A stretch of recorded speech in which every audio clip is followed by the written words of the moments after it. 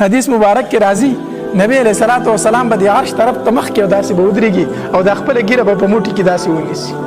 نبی علیہ السلام به ګیره مبارکه داسې په لاس کې ونیسي او د الله د عرش ته به ګوري. الله تبارک وتعالی به ورته وفرمایي محبوبه ولې خپای؟ بس تمام محشر والا ګوري، تمام خلک ګوري،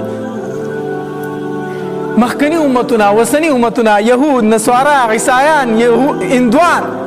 مجوسیان، دا څومره کافر چې دي دا ټول به ګوري. الله تبارک وتعالی فرمایي محبوبه ولې؟ نبی علیہ الصلوۃ والسلام به ورته فرمایي الله تا را سره وعده کړې وه الله تحزني فی امتي، زه به تا ستا په امت کې نه رسوا کوم. الله دا وعده خو ما سره تا کړې ده. الله د دې نه بله رسوایي څنګه کیدی شي؟ زه فرشتو ته هم زما امتي دی مې بیایه هغوی جهنم ته غورځئ. الله د دې نه بله غټه رسوایي کم کیدی شي؟ الله فرشتو ته فرمایي فرشتو دا واپس کی دا کس دا زما د محبوب امتی دی واپس کړئ. فرشتي به واپس کی را به ویلي الله تبارک وتعالی فرمای بیا ورله عمل وتلی بیا وتلی چې اعمال تللی کېږي بیا دغه نیکۍ سپکې مونږ خو داسې حل دی که نه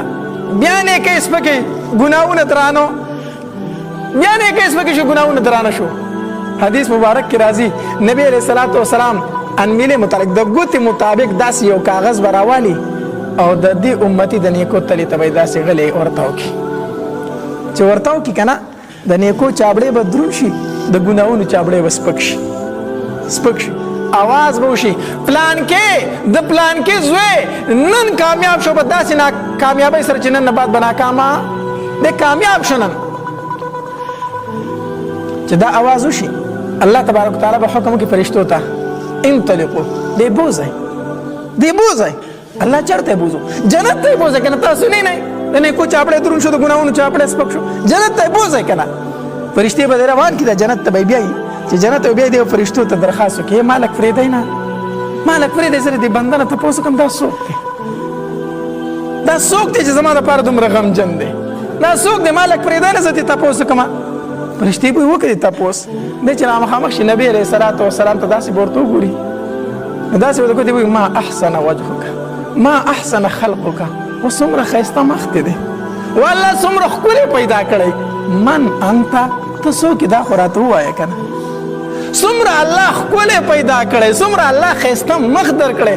من انت ته یې څوک چې زما دپاره دومره غمجن یې نبی علیہ الصلوۃ والسلام ورته فرمایي انا نبیک زه خو ستا نبي یم تا لا زه نه یم پېژندلی زه خو ستا پیغمبر یم زه خو ستا نبي یم ته ما نه پېژنې الله نو دې به ورته ووایي تا چې د ګوتې په مقدار دې چابړي ته ورته وکړه دا څه و چې زما د نیکو چابړی دروند کو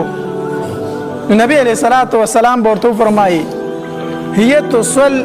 نبی علیہ الصلوۃ والسلام به ورته وفرمایي دا خو هغه درود و چې په دنیا کې به تا په ما باندې ویل دا خو هغه درود و چې په دنیا کې به تا په ما باندې ویل نن ستا د نیکو چابړی دروند کو د ګناهونو چابړی دې څه شو سپک شو